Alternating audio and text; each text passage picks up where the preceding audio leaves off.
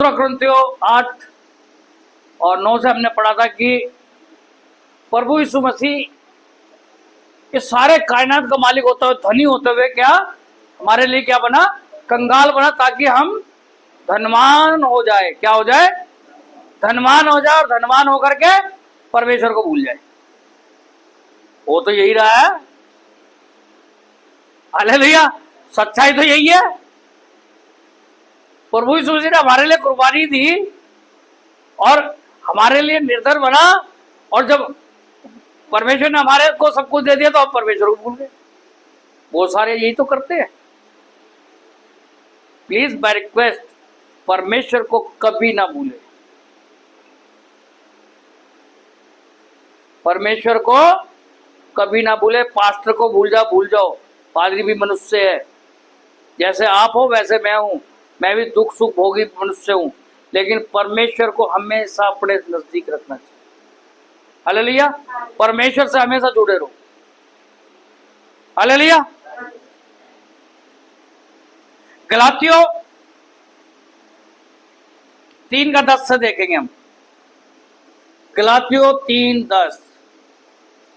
इसलिए जितने लोग व्यवस्था के कामों पर भरोसा रखते हैं वे सब शाप के अधीन है, क्योंकि लिखा है, जो कोई व्यवस्था की पुस्तक में लिखी हुई सब बातों के करने में स्थिर वह नहीं रहता, वह शापित है। हालेलुया।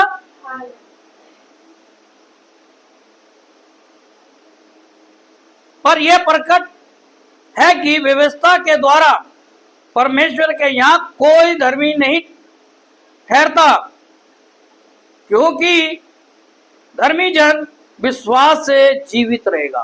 हालेलुया। किससे जीवित रहेगा? विश्वास से जीवित रहेगा।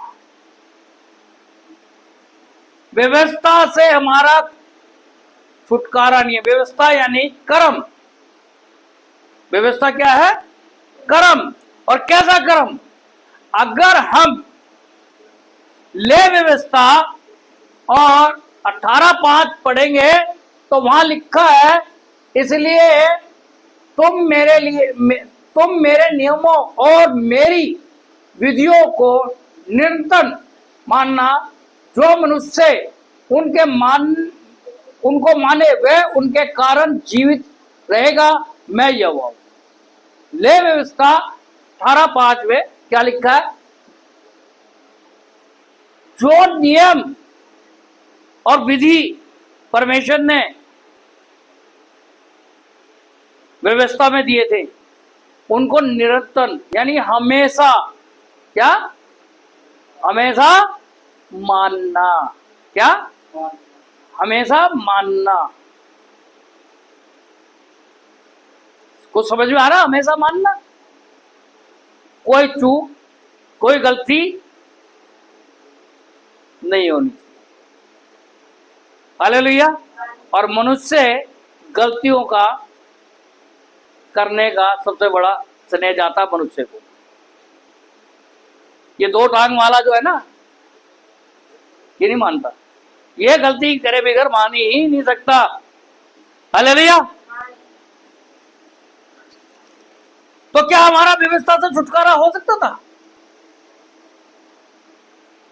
क्योंकि जो व्यवस्था को मानने वाले वो श्रापित ठहरे, क्योंकि मनुष्य जो विधि नियम व्यवस्था में थे उस विधि नियम को पूरा नहीं कर सकता। हालेलुया। नहीं तो अगर व्यवस्था से छुटकारा था तो प्रभु यीशु मसीह को आने की जरूरत नहीं थी। प्रभु यीशु मसीह को इतना दुख उठाने की जरूरत नहीं थी। प्रभु यीशु मसीह को सलीब पे अपनी जान देने की भी जरूरत नहीं थी, क्योंकि हमारा छुटकारा व्यवस्था से नहीं हो सकता, क्योंकि मनुष्य उस पर खरा नहीं उतर सकता। मनुष्य वो काम, वो कर्म नहीं कर पा सकता। हालेलुया।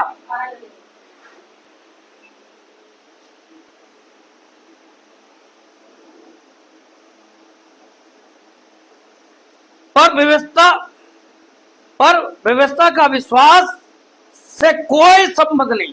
क्या? पर व्यवस्था का विश्वास से कोई संबंध नहीं, क्योंकि जो उनको मानेगा वह उनके कारण जीवित रहेगा।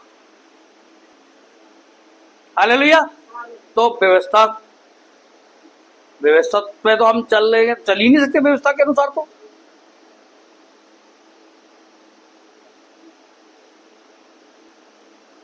पर व्यवस्था का विश्वास से कोई संबंध नहीं, क्योंकि जो उनको मानेगा वह उनके कारण जीवित रहेगा। मसीह ने जो हमारे लिए स्थापित बना, हमें मोल लेकर व्यवस्था के साथ छुड़ाया, क्योंकि लिखा है जो कोई काट पर लटकाया जाता है वह स्थापित है। हालेलुया। प्रभु यीशु मसीह क्या बना? हमारे लिए स्थापित बना। किसके लिए? हमारे लिए। अब श्राप कौन कौन से? श्राप कौन कौन से? गरीबी का श्राप,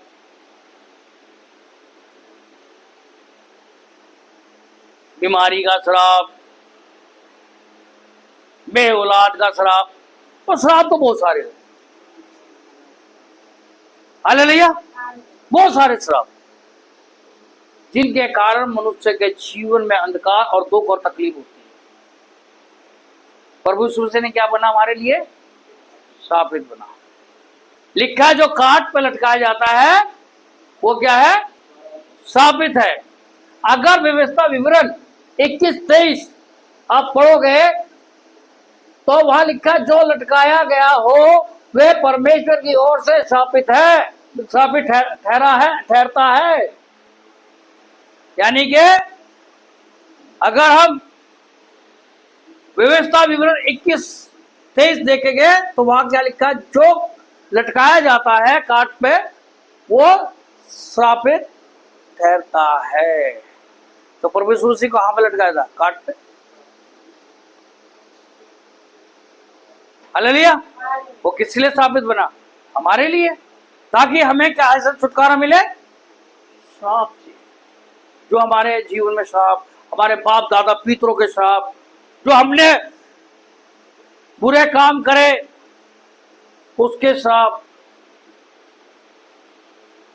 उनसे हमें छुटकारा देने के लिए क्या बना? प्रभु यीशु मसीह हमारे लिए क्या बना? स्थापित बना। हालेलुया। इसलिए वचन में लिखा है धर्मी जन विश्वास से जीवित रहेगा। किससे? विश्वास से, कर्मों से नहीं। लेकिन विश्वास, वचन में हमने सीखा भी है विश्वास कर्म के साथ। लेकिन आज का जो कर्म है क्या वो कठिन है? जो आज हमारे को कर्म करना पड़ता है वो ज्यादा कठिन है क्या? लेकिन वो उस पर भी नहीं चल पाते हम। तो क्या हो? हम उस पर भी नहीं चल पा रहे हैं। समस्या कहां आ रही है? अब परमेश्वर ने सारा बोझ, हमारा सारा बोझ किस पे लाद दिया? प्रभु यीशु मसीह पे। जो सारी सजा हमें भुगतनी थी वो सब प्रभु यीशु मसीह ने भुगती। जो कीमत हमें चुकानी थी वो प्रभु यीशु मसीह, हमारे प्रभु यीशु मसीह ने चुकाई। हालेलुया।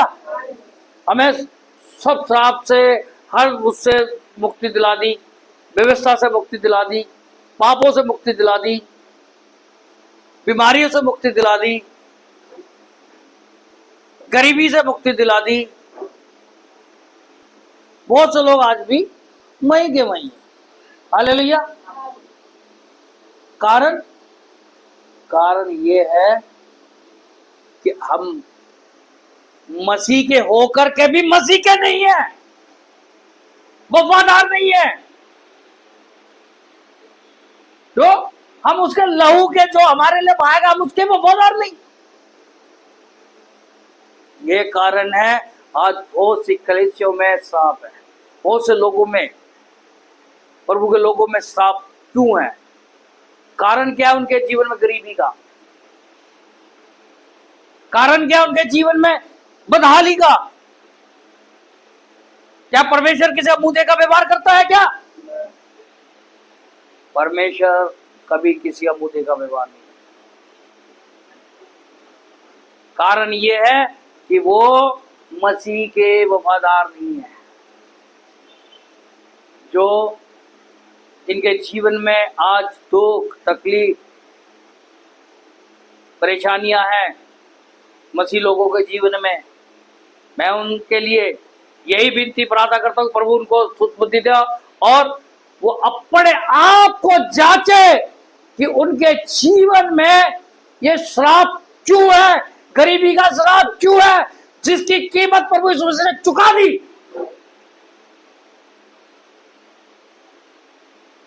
वो धनी होकर के भी निर्धन बना हमारे लिए कि हम धनी हो जाए। वो काट पर लटकाया गया प्रभु यीशु मसीह हमारी खातिर, ताकि हमें साप से मुक्ति मिल जाए।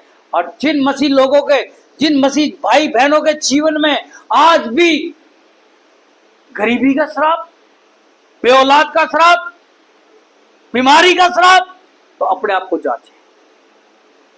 हालेलुया। हम कहां पे गलत है, कहां हम परमेश्वर की आज्ञा को टाल रहे हैं, क्या हम बो भी रहे हैं, क्या बो रहे हैं, ये जरूर देख रहे हैं हम बो क्या रहे हैं।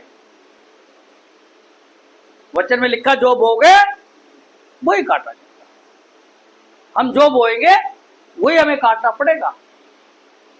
हालेलुया। प्रभु आप सबको आशीष दे। जय मसीह।